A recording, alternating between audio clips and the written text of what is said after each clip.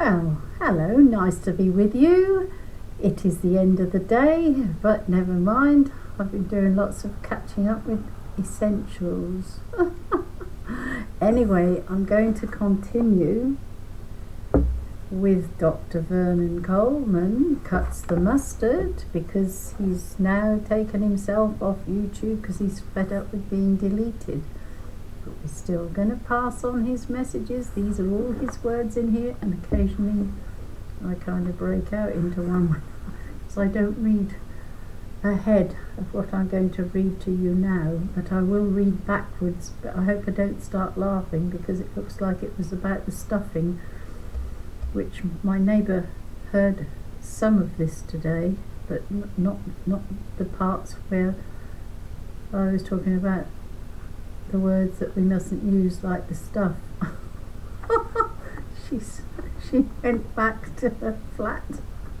She missed it. Anyway, I'll just read a bit of that.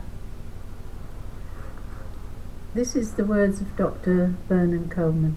I would add on that many occasions over the years I have offered to debate the subject of stuffing live on network television or radio with the government's chief medical officer.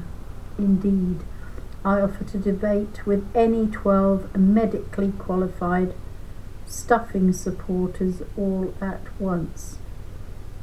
These offers have always been rejected. The medically qualified supporters of stuffing are adamant that they are right.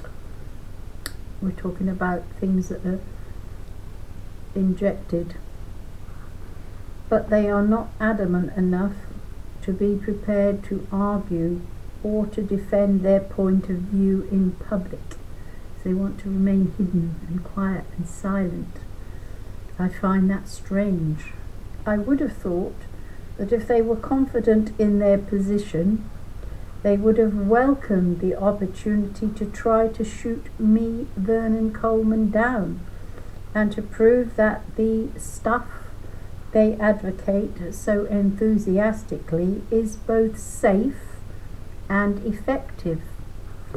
After all, their confidence is so great that their constant instruction to the public is that everyone should get stuffed a good many times by their doctor. Don't start me off again. Copyright Vernon Coleman, June 2020. I'm sorry, these words bring tears to my eyes. Vernon Coleman's book on this subject, I think you should read it, is available as a paperback and an e-book on Amazon.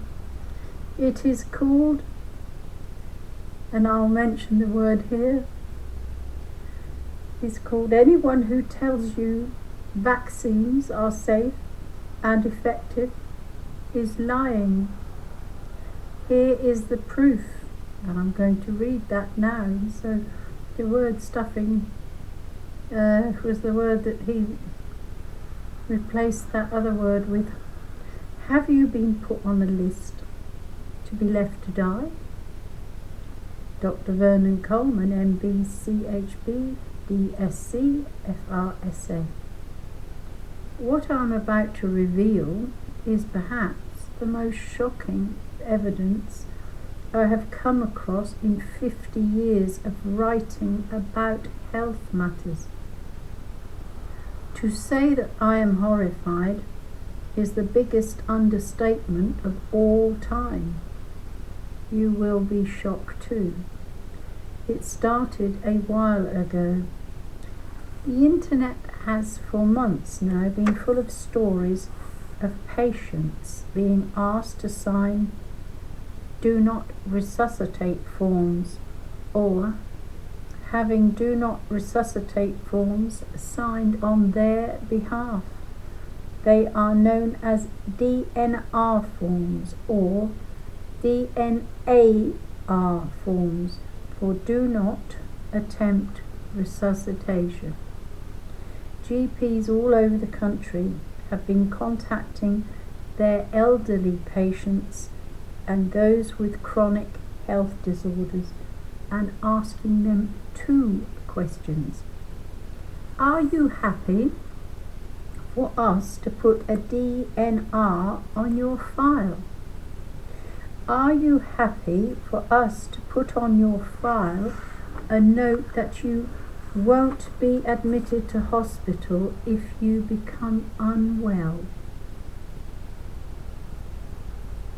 Note the clever wording designed to elicit a positive response. It is the sort of trickery used by crooked pollsters and insurance salesmen, knowing what answer they want and shading the question in such a way as to ensure that they get it. One GP surgery sent out a letter to a home catering for autistic adults, saying that the carers should have plans to prevent their patients being resuscitated if they became critically ill. Other GPs sent out similar letters to establishments caring for the elderly and the disabled. Blanket decisions were made for care homes and residential homes caring for patients with learning difficulties. This is not entirely new, of course, and it was not all a result of the coronavirus nonsense. A 51-year-old man with Down syndrome was given a DNR because of his disability, and instructions were left that there was to be no attempt to resuscitate in case of a cardiac arrest or a respiratory arrest. No consent form was signed, and there was no agreement with the patient or his relatives. The medical director for this relevant part of the NHS said that their policy complies fully with national guidelines from professional bodies. The boss of a large charity said that they believe that DNR orders were frequently being placed on patients with learning difficulties without the knowledge and agreement of their families. This was, of course, illegal. Back in 2015, the High Court in the UK ruled that carers for patients with mental illnesses should be consulted before DNR notices were applied. But the coronavirus nonsense has resulted in a flood of such cases. A man in his 50s with sight loss was issued with a DNR notice giving blindness and severe learning disabilities as the reason. A man with epilepsy was issued with a DNR notice, and at the end of March this year, a GP surgery in Wales urged high-risk patients to complete a DNR form if they contracted the coronavirus. The letter said, "You are unlikely to receive hospital admission." A woman in Bristol received a phone call from her GP asking if it were okay for her medical records to be updated to say that if she contracted the coronavirus, she would not go to hospital or receive any medical treatment. And on my website and in my book about the coronavirus, I have provided more evidence of this. But is all this really legal? Well, yes, it is, if permission is obtained. In the UK, the National Institute for Health and Care Excellence, known as NICE, is the official advisory body to the healthcare world, and the NICE ruling is utterly critical, crucial. NICE classified people in 9 categories. If you are in category 1, then you are very fit. If you are in category 9, then you are terminally ill, though when it suits them, NHS staff sometimes devise another category of terminally ill. On the 29th of April, that's my son's birthday, 2020, NICE issued amended advice to NHS staff about its resuscitation guidelines, saying that doctors should sensitively discuss a possible DNAR with all adults with CFs of 5 or more. This was issued in response to the coronavirus hoax. Doctors and nurses were instructed that they should review critical care treatment when a patient is no longer considered able to achieve desired overall goals. Excuse me interrupting. Who has to have overall goals? Everybody just lives. They just live. And when you get to a certain age, you don't need to have goals.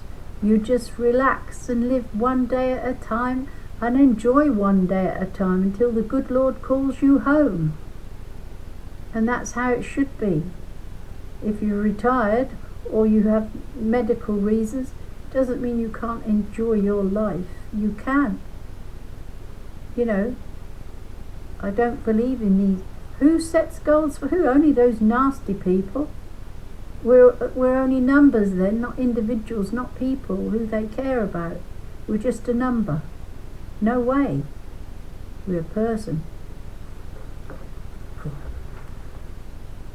So what the devil does this measly, mealy-mouthed nonsense mean? And what is a CF? What does a CF of 5 mean? Well, the letters CF mean clinical frailty.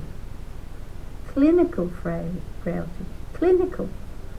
And there are several.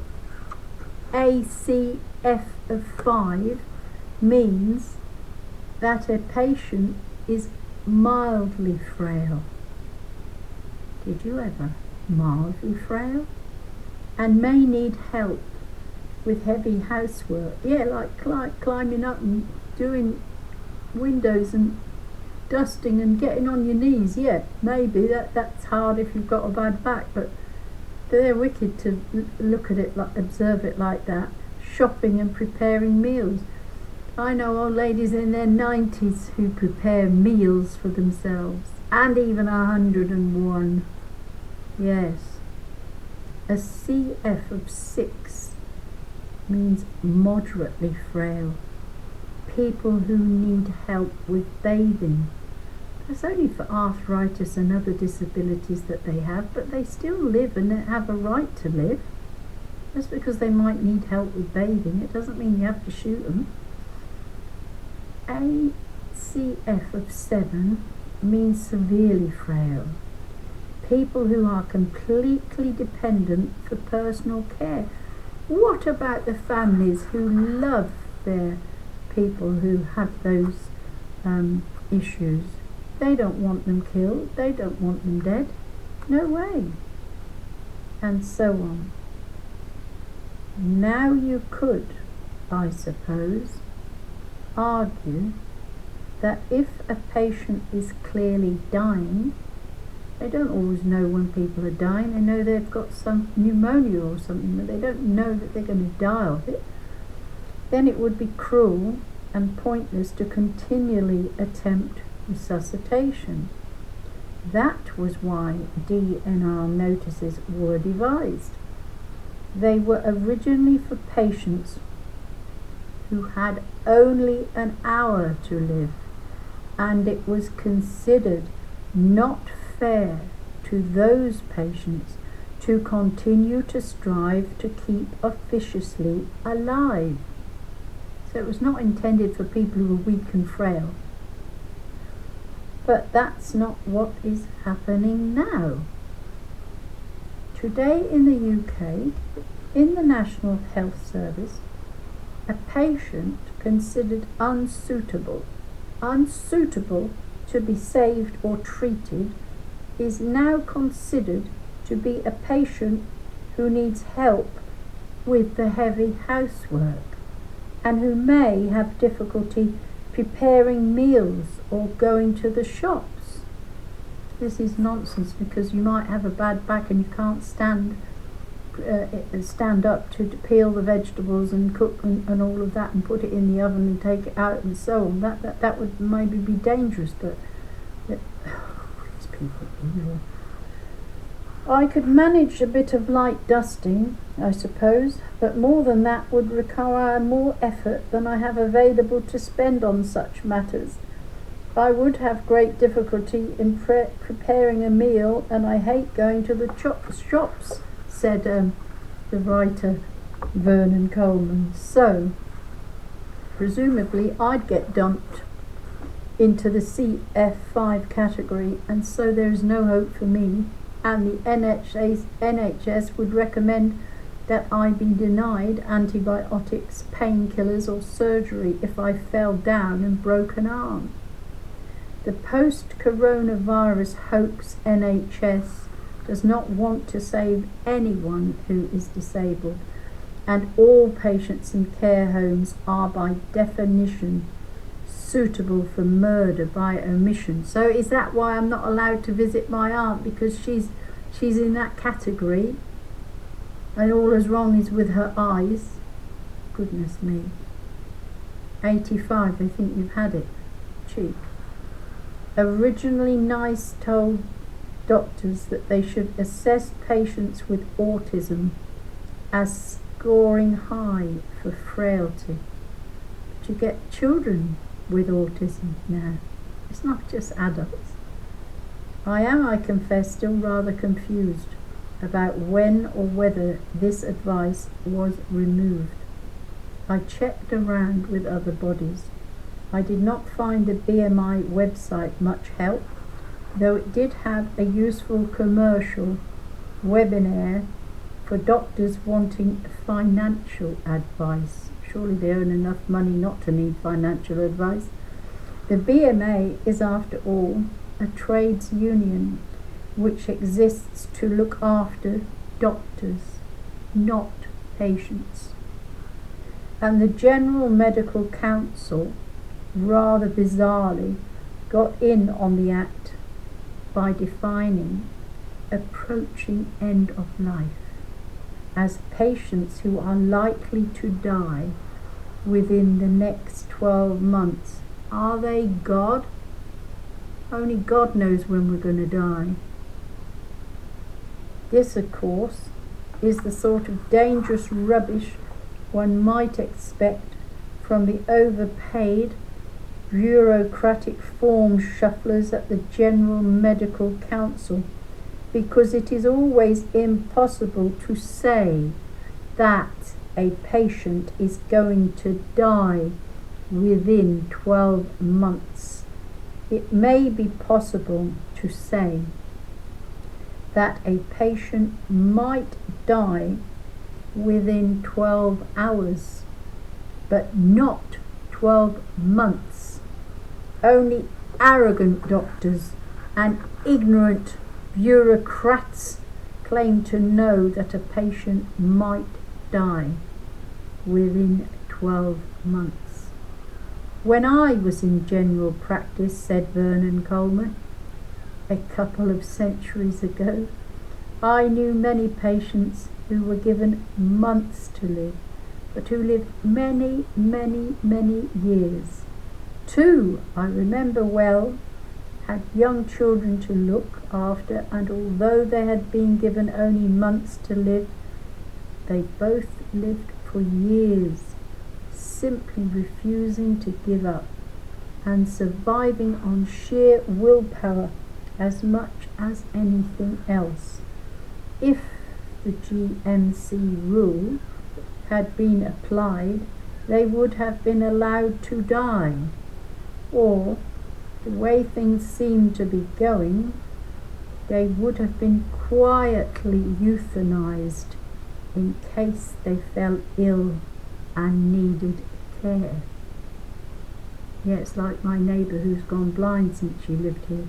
They won't move her to Norwich, home for the blind who would accept her, in case her money runs out, where she sold her flat was made to sell her flat and move here by social services. They're more worried about her money than her, and she needs to be in a specialist place where she can cope with this new blindness, because she cannot do anything because she hasn't learned how to deal with her blindness. Oh, they're wicked, these people in control. They're wicked, wicked, wicked. While digging around, I also found this statement. Physicians have been empowered to grant a mercy death. You mean euthanasia? Flipping kill someone. To patients considered incurable. The mentally ill and the handicapped. Sounds like Nazis all over again. That's what we had that last war for, because they were doing that, wanted to do that, and we were all horrified. And then I looked a little closer and realized that the date of that policy statement was October 1939.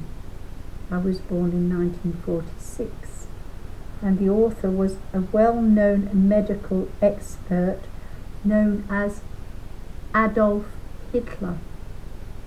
Say no more.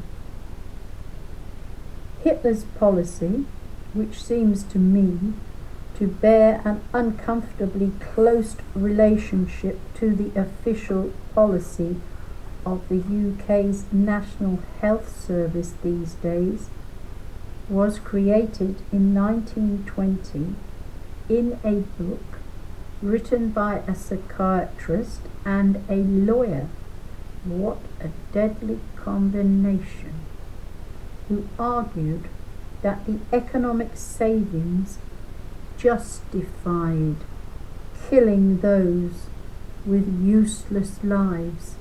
Yeah, in their opinion, not the opinion of the people who they were and their families.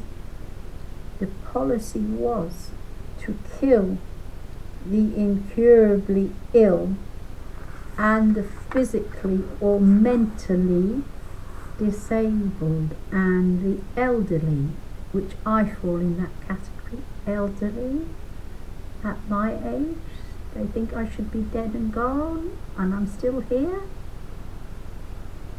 Hitler's policy was officially discontinued in 1941, when it seems that even the Nazis found it a bit much.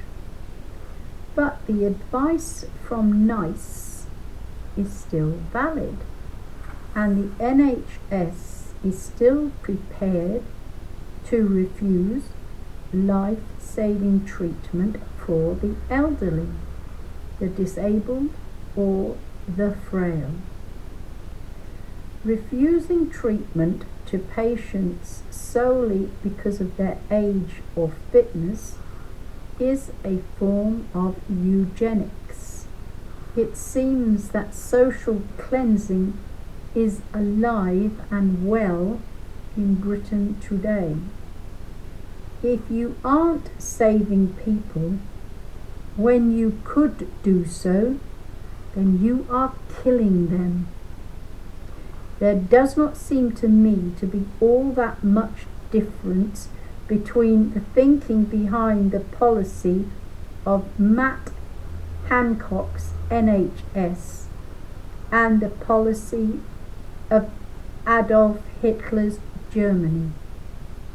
This is so awful, I actually have to stop because I don't really like what I'm reading. I need a little break because it's so ghastly. I will stop here and then I'll read those few words again and do another little video, because really it's very disturbing. Disturbs me in my spirit and my total whole being, because my whole life's views on life were preserve life at all costs, from conception to death, and look after all those in need through all their traumas and the things, the women that are pregnant, they don't need to have an abortion if we love them and we care about them and we help them through their pregnancy, be there with them, for them. If they want to keep the baby, help them. I knew a couple in Cockfosters who helped a young woman through a pregnancy with twins, and they kept their word. They helped even look after the babies after they were born so she could finish her education and get a good job. That's the sort of thing we should do with pregnant people and elderly people. Don't put them out of their life. They can be helped, they can be cared for, looked after, loved. They can enjoy each day. And this is so horrible. I can't read any more of it right now. It's terrible. It's too distressing. Nobody has any compassion. They're so numbed down by what they watch on the television. They've lost all capacity to have love, care, compassion, consideration, and the joy of living. The joy of living is wonderful. You don't have to be any age not to enjoy life. You can't just chuck people on the waste heap and say, oh, their life's not worth anything. How do you know? How do you know? Even if they want to keep that breath, they want to just be themselves, relax, and they're not all active. Not everyone has to be active. It's only some of us who have that get up and go and want to keep doing things and so on. Not everybody does. Some just want to sit and knit and relax. Why not? Who says they can't? This is awful, but the reality is it's absolutely true. It's part of their agenda. These billionaires, people who want to reduce the planet's population, so they're looking every which way to do it and try to convince everybody else they're right. Not in the eyes of God, they're not. He loves every one of us and treasures us all. We'll go to him when he calls us. Definitely. This is horrible, but I have to read it. I'm going to continue, but not right this minute. I've had enough of that horrible horror story. It's like reading a horror story, because this shouldn't be true. This just should not be true. And where's the voice of the churches in all this? They preach and teach us who go what the catechism says about life. Why aren't they up there shouting about this? Why? Because we don't believe in euthanasia as Catholics. We don't believe in abortion. We should not believe in lockdown. We should not believe in flipping masks. Where's the church speaking out? I look at the churches on the internet and it saddens me. It makes me feel awful. They're in there with masks. I go to church once a week if I'm lucky now, because I can't bear it. I don't like going to church anymore. Everyone's in masks. Even the priest of 81, he has 2 masks when he gives out the communion, and we now have to receive it in our hands instead of on our tongue. But the church has taught us we should always receive Jesus Christ, the host, on our tongue. We are not holy enough to have him in our hands. Oh dear. Never mind, I've had another little rant. Sorry about that. God bless you all. But this book is the truth, but it's awful to read. Good night.